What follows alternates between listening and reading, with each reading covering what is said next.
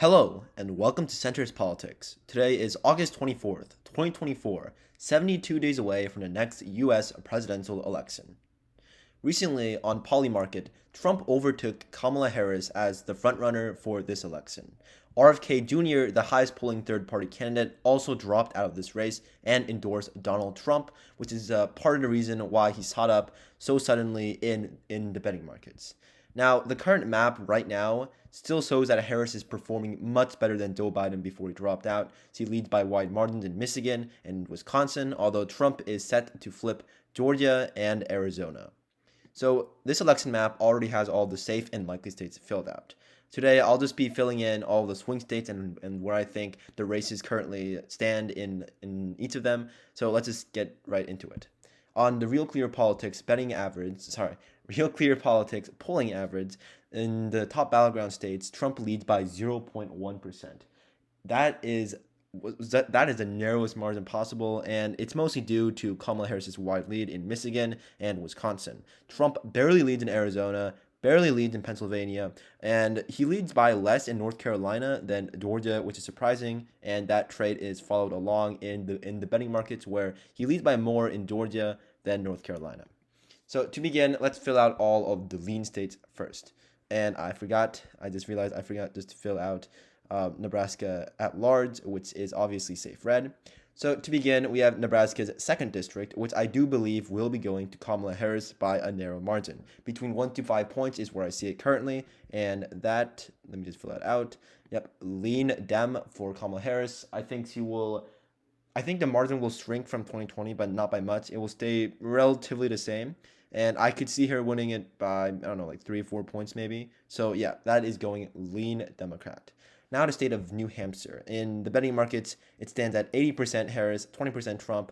So I find that a good enough reason to include this as a lean state. The polls show it being semi-close, but not close enough to the point where Trump has, a likely chance of winning the state. I think more likely than not, this is Harris's state. This state will vote for Harris by 5, 6, 7 points maybe, and that's around where I see it right now. Although, wait, no, sorry, not 5, 6, or 7. That's for Maine. For New Hampshire, maybe like 3 to 5 points is where I see it right now. It might actually be likely, but for now, I'll still keep this as lean. We noticed a couple of changes. Illinois and New Jersey, from my last prediction, were likely. Now they are safe. I do not think Trump has any chance of winning those two states. They will definitely go for Harris. And even in his worst case scenario, even in her worst case scenario, these states will stay with her. Now we go to the actual swing states, the Big Seven, as they're often referred to. To begin, the easiest one to predict out of these 7 is probably Michigan. Harris leads by 2 in the polling aggregates, and he's also up by a pretty solid margin, 22 points in like the betting markets. So this one I will categorize as lean Dem, which is where I had it previously. The same can maybe be said about Wisconsin, although this one is a bit more arguable.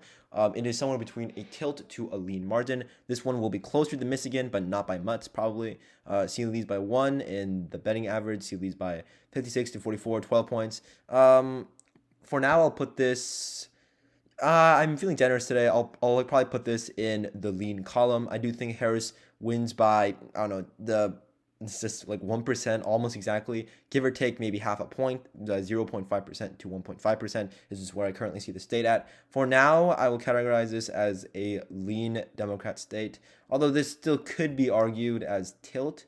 You know what? I'll categorize this as tilt. This one's very arguable, but I do think tilt is maybe a bit more realistic for the state, as Michigan will vote to the left of Wisconsin by probably around 1 point, maybe even more. So we move on to the last Rust Belt state, which is Pennsylvania.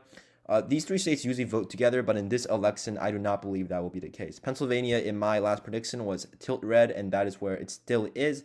Even with RFK's exit from this race, I believe this does help Trump. This helps build up some momentum, and it helps him get most of RFK Jr.'s voters, maybe not all of them, but like the ones who do not support him will likely just sit out this election. So it does not have a negative impact on him. It was a largely positive thing that happened to the Trump campaign. Without that happening, I might have even categorized the state as blue, but for now it is a red. For the state of Nevada, the same thing will also happen. My last prediction, it was blue, but now it is red. I think the state is the one that Trump will improve in the most out of every swing state. He leads by 1.4%, which is actually the highest out of the big seven. The betting markets have this at a 54.46.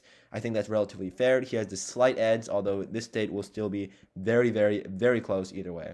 The exact same can be said about Arizona, actually. Although, surprisingly, he leads by slightly more in Arizona, which I also do agree with. I'd say it's 55-45 is, with Trump being the favorite, of course. In Arizona, Trump leads by 0.2. He will probably win by slightly more than that. I could see it being like 0.5 is.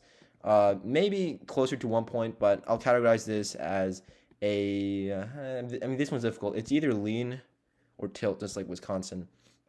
Since I categorized Wisconsin as tilt them, I'll categorize this one as tilt.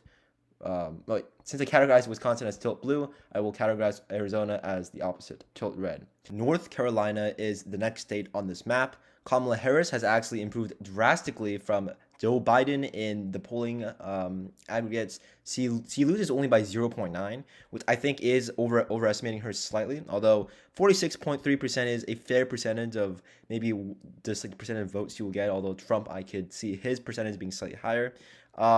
As same for my last prediction, I will categorize this one as lean red. I still do think Trump wins the state. He maybe loses like the slightest of support, but it will be relatively in line as in 2020, maybe even slightly more, honestly. The state of Georgia, on the other hand, I believe is going to Donald Trump by a tilt margin, the same as my previous prediction. In the betting odds, Trump leads by around 20%. Like a pretty substantial margin. The polling also seems to indicate that Trump is still the favorite. He is performing the second best out of the big seven in the state of Georgia, which is actually kind of surprising considering Stacey Abrams and just using like the high voter turnout of African Americans in this state. However, I do still believe that Trump hangs on narrowly. It will be very, very closer than some people might actually think. I do think the polling aggregates are like relatively accurate in this one. 1 point or less is what Georgia will go to Donald Trump by. So yes, this is my final map. 287 to 251, a 6-point improvement for Donald Trump from my last prediction, mostly due to RFK Jr.'s suspension from this presidential election. Even with RFK's suspension, he will likely receive a couple million votes, maybe around 1 or 2 million, although the majority of his supporters will be going to Donald Trump. RFK's suspension from this election was a largely positive thing to happen to Donald Trump's campaign at a crucial moment where he is not doing so well in terms of momentum, in terms of polling, maybe even in terms of overall energy. So yes, RFK Jr. definitely helped Trump. This was definitely a calculated political deal between the two of them. If Trump wins, I am fairly certain RFK Jr. will get at least a low-level cabinet position. So, as always, if you liked the video, like and subscribe, and as always, have a great day.